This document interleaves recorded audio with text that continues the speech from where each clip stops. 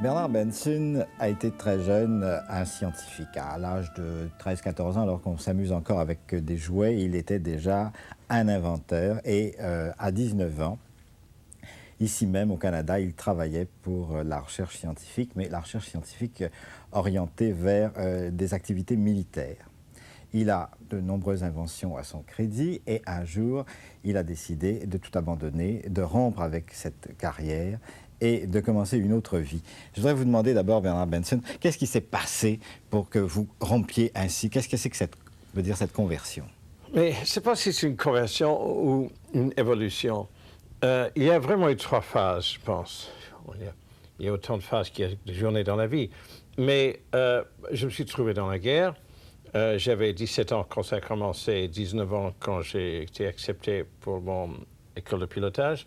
Et je n'étais pas assez grand pour aider à l'éviter. Et donc, mon optique à ce moment-là, il faut faire tout pour essayer de le gagner. Bon. Dès que la guerre était finie, je dis, bon, ça c'est fini, la dernière guerre, allez hop, maintenant on a la paix. J'étais pas très intelligent, donc, comme vous voyez. Et là, je suis allé en Amérique et j'ai... Aux États-Unis, vous voulez dire? Oui, aux États-Unis. Et j'ai démarré, on était une petite bande, quelque chose aussi qui était considéré comme pas du tout raisonnable. Et on appelait ça des jeux des savants. On était une douzaine. Et maintenant, on appelle ça les ordinateurs. Alors, de nouveau, je suis devenu à la mode. Et dans ce domaine, j'avais donc démarré une société, ensuite j'en ai fait d'autres, et c'est toute une famille de sociétés. Et dans ce domaine, on avait une vue sur tout, sur la médecine, sur la météorologie, sur le militaire, etc. Et ça commençait à m'inquiéter beaucoup parce que j'avais ce qu'on appelle top secret clearance, j'avais accès à tous les secrets d'État, etc. Et j'ai réalisé que l'homme ramassait de plus en plus de puissance, de plus en plus de vitesse, et il ne faisait aucun effort pour augmenter sa sagesse.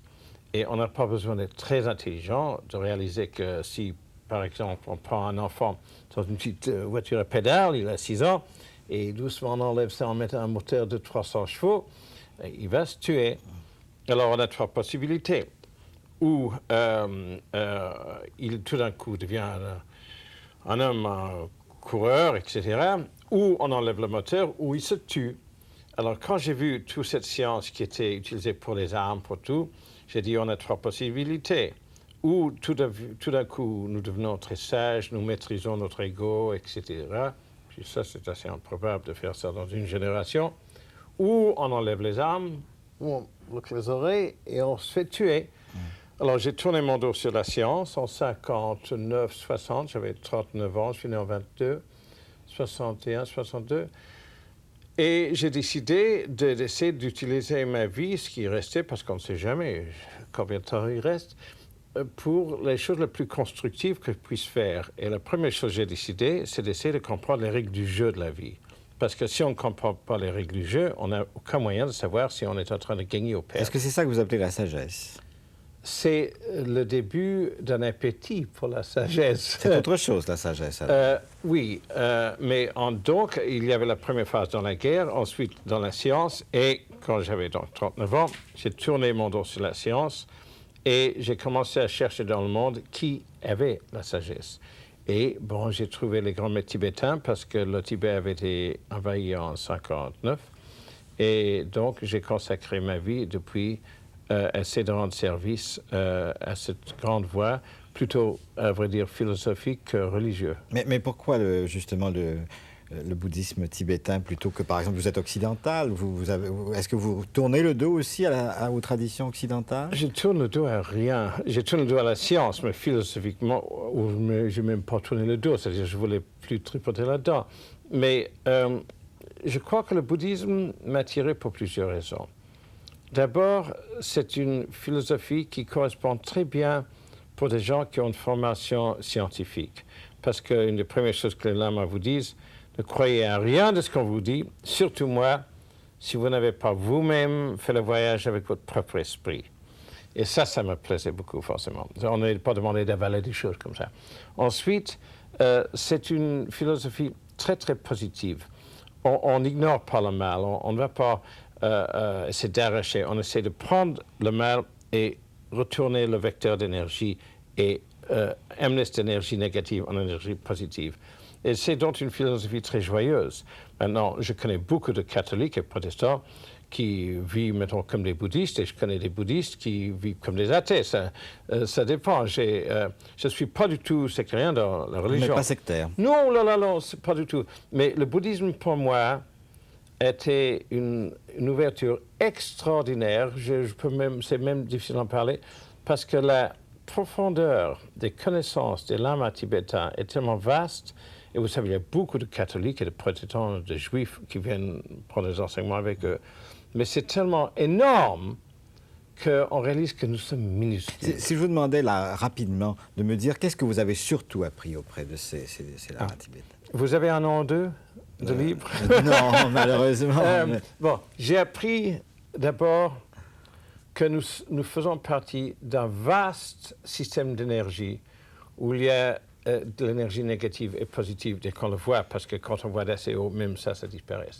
Et que la chose qui est le plus importante dans cette vie, c'est vraiment la compassion. C'est notre but, c'est de soulager la souffrance des êtres. Et tout est là. Et on doit tout faire qui fait ça et rien faire qui ne rend pas ce service. Oui, mais je pense qu'on est en face là quand même d'une réalité, je pourrais dire, très individualiste, n'est-ce pas? La compassion, c'est une affaire d'individus. Et il me semble que les problèmes que nous connaissons actuellement sont plutôt des problèmes de masse, des problèmes collectifs. Prenons par exemple un cas. N'est-ce pas? Un des grands problèmes que nous avons actuellement, c'est le problème de la faim dans le monde, n'est-ce pas? Oui. De gens qui sont sous-alimentés, de peuples qui sont très riches, 20% de ces gens qui ont la science, qui ont le pouvoir auquel vous avez tourné le dos, n'est-ce pas? Et puis 80% des autres qui crèvent de faim. Oui. Et qu'est-ce que la compassion peut faire à ça si on ne change pas le système politique? Mais vous savez, le problème, on cherche toujours une solution dans la politique, et elle n'est pas là. Je raconte une petite histoire d'un boulanger qui a de l'arsenic dans sa farine. Et il fait son pain, et une dizaine de ses clients meurent. Alors les gens viennent du village, excusez-moi, monsieur le boulanger, mais vous venez d'en tuer une dizaine. Oh, on dit, pardon, je vais faire une autre recette. Alors il fait une autre recette, on tue encore 10. Et au bout d'une semaine, il y a une centaine de morts, et un petit garçon dit, mais monsieur le boulanger, au lieu de changer la recette, peut-être ce serait mieux de sortir l'arsenic de la farine. L'arsenic, c'est notre ego. Là. Et on va... Qu'est-ce que vous appelez notre ego? Essayez de... Bon, mais juste pour cette idée, on ne va pas changer, on saute du communisme, du capitalisme, du fascisme, du socialisme, mais on amène toujours le même problème avec nous. Alors quand je dis ego, c'est un mot dangereux parce qu'il y a tellement de manifestations différentes. Je ne parle pas du côté psychologue, plutôt. L'ego peut-être, si on considère les deux aspects, l'ego et le cœur, l'ego, c'est l'aspirateur et le cœur, c'est le ventilateur. L'ego, c'est, moi j'en parle, c'est cette partie de nous qui veut tout ramasser, la puissance, l'argent, le matériel, qui veut simplement accumuler. Et c'est tellement puissant. Par exemple, quand on réalise que l'ego peut facilement, et le fait souvent, tuer le seul véhicule qu'il a dans lequel il peut naviguer. Un garçon fâché parce que sa fiancée l'a laissé tomber quelque chose, il dit « je la prendrai, je vais le montrer ». Pow! Il est mort. Ou les Japonais qui se suicident parce qu'ils ont perdu la face. Et l'ego est puissant au point que s'il est fâché, c'est-à-dire si on perd la face, il peut inciter la personne, soit par la maladie ou par le suicide, de détruire le seul véhicule qu'il a. Alors d'abord, on reconnaît qu'il est puissant. Mais pour moi, toute l'histoire de la guerre et la paix, ça n'a rien à voir vraiment avec la guerre. La paix, c'est simplement que nous avons toujours le même ego, cette force qui est égoïste. Cette volonté de puissance. Mais maintenant, au lieu d'avoir des flèches, on a maintenant des mégatonnes. Alors maintenant, nous avons des égos atomiques et biologiques et chimiques. Et donc maintenant, c'est tout à fait une autre chose. Mais le problème, c'est pour ça que... Mais ça, encore une fois, c'est vrai pour quelques pays occidentaux. C'est pas vrai, par exemple, pour les gens d'Afrique qui meurent de faim. C'est pas vrai pour les gens d'Amérique du Sud qui sont exploités par les gens d'Amérique du Nord. Oui, mais c'est nous qui les exploitons parce qu'on s'intéresse seulement à notre propre bien. Oui. Et le problème, c'est que ça, c'est un problème, à mon avis, qui s'améliore un petit peu, même beaucoup les 20 ans passés, grâce à vous, à la communication. Je vois, par exemple, écoutez, quand j'étais petit, mes tantes étaient tous missionnaires. C'était barbare, c'est quelque chose de terrible. Et quand j'avais 7-8 ans, j'ai passé mes dimanches à marquer God is love sur des petits machins comme ça, Dieu c'est l'amour, etc., pour envoyer aux petits noirs. Moi, le petit noir, je ne savais pas ce que c'était.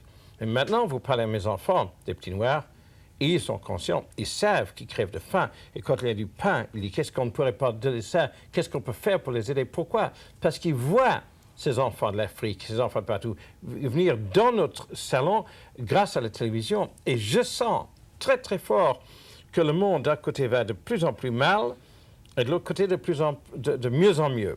Donc on revient, donc il y a cette volonté de puissance, et il y a d'autre part cette compassion dont vous parlez. Écoutez, même des petites choses. Par exemple, excusez-moi, mais il y a 2 minutes, j'étais là avant l'émission, et sur les portes de la toilette, il y a un petit machin, chaise roulante pour les handicapés. Mais il y a 20 ans, on ne se pose pas tellement de problèmes d'un handicapé, etc. Il y a une conscience humaine mondiale qui est en train de se créer très très vite. Et c'est pour ça que je trouve c'est dommage qu'on va probablement dans les années suivantes éteindre la lumière de l'humanité sur la Terre. Juste au moment où on commence vraiment à évoluer. Vous dites on va éteindre la lumière de l'humanité sur la Terre, c'est donc dire que vous êtes très pessimiste sur l'avenir de l'humanité. C'est improbable. Vous savez, quelqu'un m'a demandé ça l'autre jour à la télévision. Et on m'a dit, que pensez-vous de la probabilité d'une guerre? Et j'ai dit, mais si on continue comme ça, elle est certaine. Et à mon avis, la guerre est très probable, mais si on l'échappe, ça ne m'étonnerait pas. Un peu jésuite comme réponse. Oui, oui. Un peu normand aussi. Oui. Mais je crois, écoutez, c'est très simple. Les chefs d'État ont maintenant, on ne va pas entrer trop là-dedans, ils ont moins de 10 minutes pour prendre une décision s'il y a une alerte. Ils ont 6 minutes. Bon. Ils peuvent demander aucune question à personne. Et ils savent que s'ils attendent, ils auraient dû réagir, ils ont perdu leur missile. Bon. Alors, les gens peuvent dire, oui, mais une fausse alerte, ne vous inquiétez pas. Dans le Congressional Record, en Amérique, c'est juste nos voisins à côté. Si vous regardez là-dedans, vous verrez qu'il y a eu 147 fausses alertes en 18 mois. Un tous les 3 jours et demi. Alors, c'est évident que tout ça ne peut pas tenir. Nous avons assez maintenant d'armes pour faire la dernière guerre 10 000 fois. C'est beaucoup. Ça veut dire que si on prend toute la dernière guerre dans une journée catastrophique, on peut la faire 7 jours par semaine, 52 semaines par an, pendant 30 ans, avant d'avoir utilisé les explosifs que nous avons. Et les chefs d'État ont 6 minutes. Pas besoin de dire plus. Ils plus. sont quelques-uns seulement à posséder ce pouvoir. Mais c'est ça qui est ridicule, que toute la machine de guerre, si on prend les chefs d'État, les financiers, les savants, la moitié de tous les savants de la Terre travaillent pour la détruire, 1 demi-million. Ceux qui fabriquent les armes, 25 millions. Ceux qui les utilisent, la Russie, l'Amérique, le Canada, tout le monde, le tout fait 1,3% de la population de la planète. Et tous les restes n'ont rien à voir là-dedans. Oui, mais le reste, enfin... C'est nous. Oui, c'est nous. Mais pour une part, est-ce que nous ne sommes pas complices, par exemple? Mais nous sommes. Déjà, si on paie nos impôts, nous sommes en train de nourrir la machine de guerre. Donc ce à quoi vous appelez, c'est une espèce de révolution. Oh, oui, moi je demande absolument une révolution paisible. Parce que n'oubliez pas que les armes sont à nous, c'est votre missile. C'est pas, on dit, leurs armes. Mais Mme Thatcher ou Mitterrand, Brezhnev, ils n'ont pas le fric pour les acheter. C'est acheté avec notre argent. Les sous-marins, les tridents, ça nous appartient à nous. C'est payé avec notre argent. Alors c'est notre faute. Et si on ne le veut pas, c'est à nous. Mais le problème, c'est que les filtres de la société sont fausses. C'est-à-dire, au lieu d'amener les sages à la surface, ça amène les égomaniaques à la surface. Et c'est là le grand problème, que la population, l'ego de la population est déchaîné, l'a toujours été, mais maintenant est super armé. Et aussi, le système est tel que les sages, les gens de compassion, restent en bas et les égomaniaques montent en haut. Donc, le filtre est tel qu'au lieu de monter la crème à la surface, ça monte l'écume à la surface. Le problème mondial est là. Il y a 50 ans, c'est pas trop grave, des guerres. Mais maintenant, c'est la fin. Le problème, c'est justement comment changer, n'est-ce pas? Oui, alors, voilà ce que je vois. Ça va prendre, à mon avis, et je ne suis pas Dieu, au moins 1000 ans pour que l'homme apprivoise son ego. Oui, mais il semble qu'on n'a plus que quelques jours, exactement. quelques heures. Et on a, à mon avis, on a 80% de probabilité d'une guerre dans les 2 ans suivants. Et beaucoup d'experts en Amérique, en Russie, je reviens de Moscou, je viens de Washington, pensent la même chose. Bon, alors, on a donc les 3 options dont je parlais avant. Ou on évolue très très vite, c'est humainement pas possible. Ou on enlève les armes, ou on attend que ça saute. C'est comme si vous étiez à une fête d'enfants et tous les enfants avaient des sparkles, comment on appelle ça, les machins qui font... Oui, vous savez? Oui, j'arrive bon, pas. alors on y va et on enlève les sparkles, on met des grenades. Il y a 3 possibilités. Ou les enfants tout d'un coup deviennent très calmes, très sages, bon, ou on enlève les grenades, on attend que ça saute. Et nous sommes là, nous avons 3 options. Et moi, je dis que comme on ne peut pas tout d'un coup devenir sage, comme on ne veut pas que ça saute, la seule chose, c'est vraiment que le peuple, parce que les chefs d'État ne vont jamais désarmer, que le peuple s'unisse et dise ça ne va plus. Et ça peut se faire. Mais ça, c'est une autre histoire. Oui, mais oui, je veux bien que ça puisse se faire. Mais, ça peut se faire, oui. Mais comment? On n'a pas vraiment le temps, mais toute l'histoire du livre de la paix tourne autour de montrer comment nous pouvons unir les 4 milliards. C'est absolument faisable. J'ai fait d'autres émissions ici à ce sujet, mais je sais que votre désir, c'était d'entrer plutôt dans l'aspect philosophique. Oui. Je sens que je suis en train de vous amener ailleurs, mais je suis à votre disposition pour l'aspect philosophique, parce que le problème, c'est le problème de maîtriser notre ego.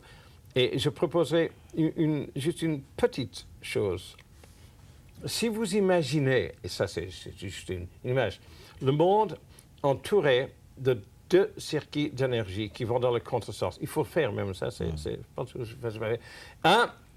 Imaginez, c'est une couleur négative, l'autre une couleur positive. Bon, imaginez que l'homme a 2 antennes, et que, un peu comme un CB, et qui peut recevoir avec un et retransmettre avec l'autre. Maintenant, logiquement, cet homme a 4 positions dans lesquelles il peut se mettre.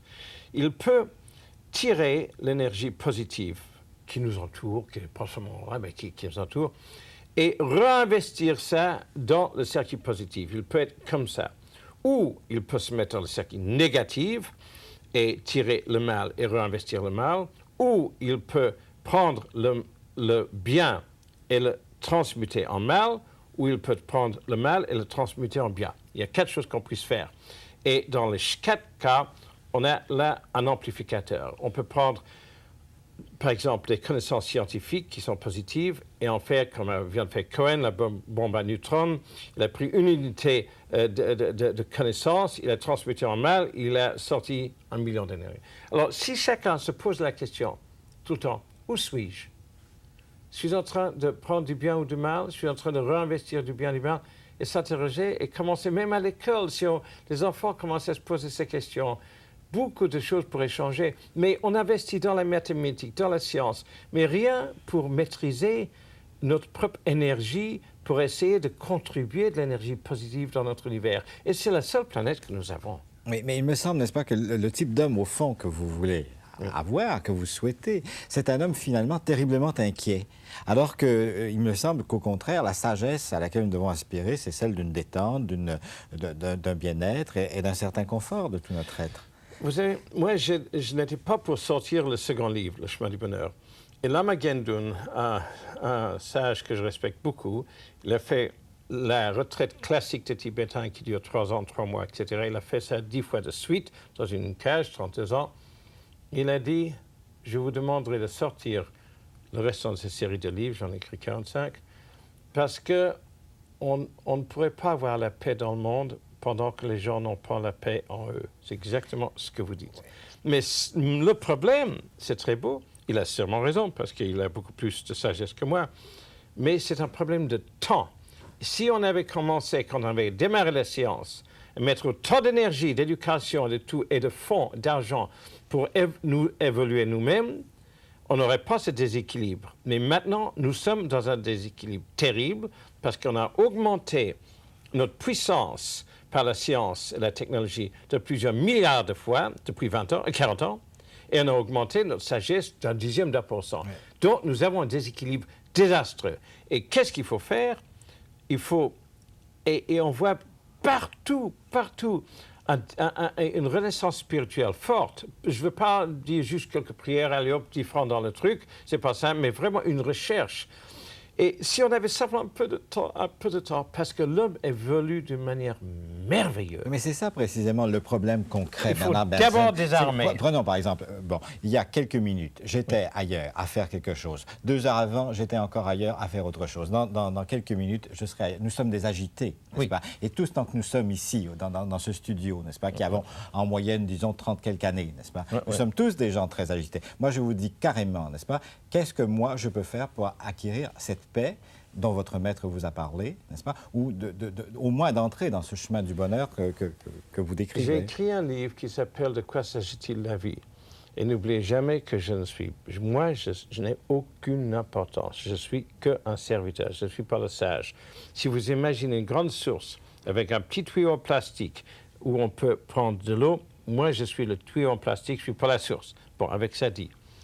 Ce livre parle beaucoup de ça. Ça va peut-être quelques années avant qu'on ait le temps de le sortir. Mais ça explique qu'on arrive à être, comme on dirait en anglais, in it but not of it. On est dedans, mais on n'en fait pas partie. On n'en fait pas partie. Alors, je suis dans ce monde fou. Bon. Et je travaille très activement dans ce monde fou.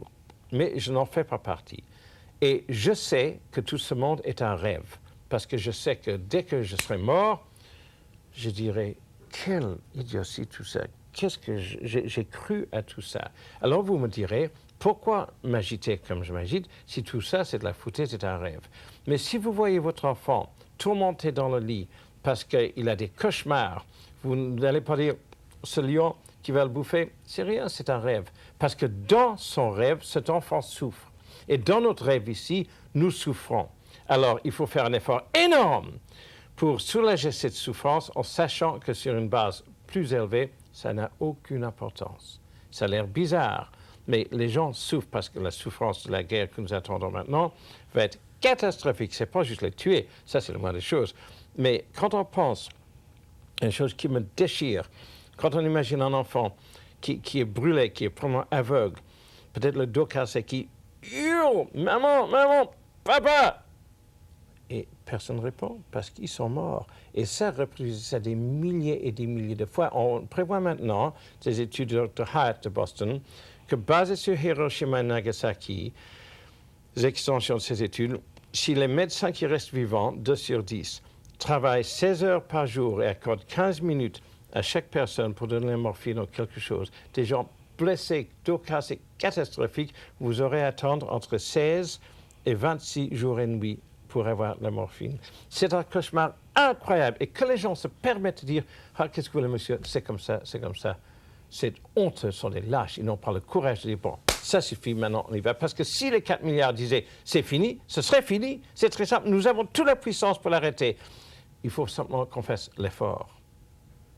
Oui, l'effort. L'effort. Mais il faut trouver en nous les raisons de cette, la source, comme vous disiez tout à l'heure, de cet effort. Vous savez, j'ai écrit un petit bouquin qui s'appelle « Guerre ou paix, que puis-je faire ?» Et un petit exercice de logique montre pour chacun 143 000 choses qu'il peut faire pour la paix. Il faut d'abord avoir... Voilà ce qu'il faut. Il faut d'abord avoir la réalisation, c'est-à-dire la connaissance. C'est dans tous les journaux, tout le monde le sait, etc. Mais il faut vraiment... écouter. Ensuite, se sentir concerné, au fond. Oui. Ensuite, il faut réaliser qu'on peut faire quelque chose et pas dire « Oh, qu'est-ce que vous voulez, c'est comme ça, c'est comme ça. » Écoutez, si on vient maintenant vous dire « On est en train de casser votre voiture. » Cassez ma voiture, merde. On va casser votre maison, votre voiture, votre famille, vous-même, et tout tuer. Et les gens disent « Ah, qu'est-ce que vous voulez, monsieur, c'est comme ça, c'est comme ça. » Ils sont fous, absolument fous. Moi, je dis « Merde, excusez-moi, pardon. » On va réagir. Alors, nous avons maintenant le média. Et toute l'idée du livre La Paix, c'est que nous sommes 4 milliards avec des idées différentes sur la religion, sur l'économie, sur tout.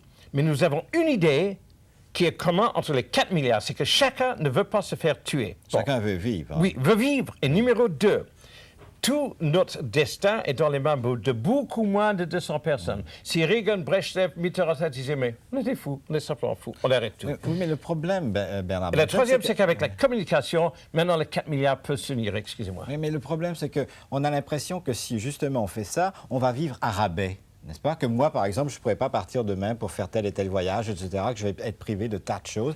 Et je ne veux pas vivre à rabais. Alors, je veux vivre, mais très intensément. Mais pourquoi, si on arrête à dépenser $1 million à la minute, on est ici quoi depuis 20 minutes?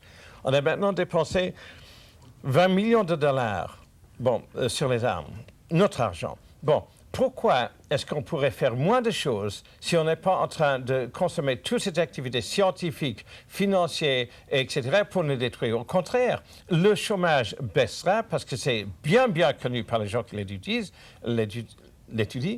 que l'industrie d'armes consomme entre 25 et 32% moins de main-d'œuvre que l'industrie paisible parce qu'elle est très automatisée, c'est des main-d'œuvre très chères, etc.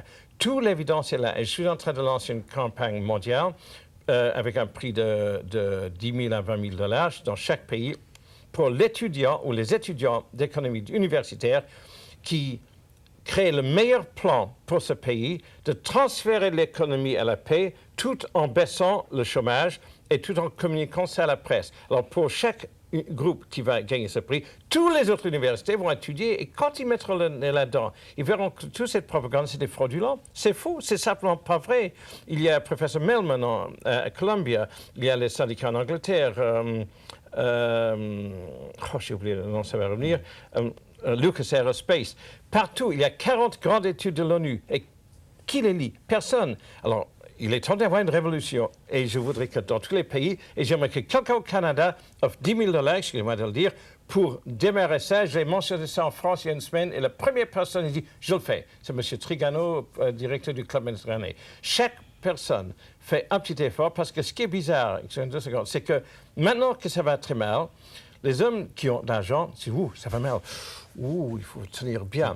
Et vous savez comment on tue les singes dans la jungle? C'est très intéressant et très triste. On prend une bouteille, on attache la bouteille à un arbre, on met là-dedans une noix. Dans la nuit, le singe arrive, met sa main dans la bouteille, prend la noix, et maintenant, avec ça, ne peut plus retirer son bras.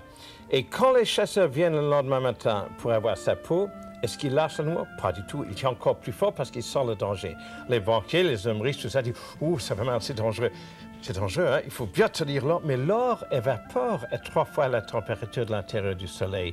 Mais ils sont bêtes. S'ils lâchaient un petit peu, vous savez, il faut maintenant, pour faire ce projet que nous allons faire l'Oiseau de la Paix, qui est d'avoir 2 enfants de chaque pays du monde dans 747 pour aller à chaque pays thermonucléaire pour ouvrir tout ça.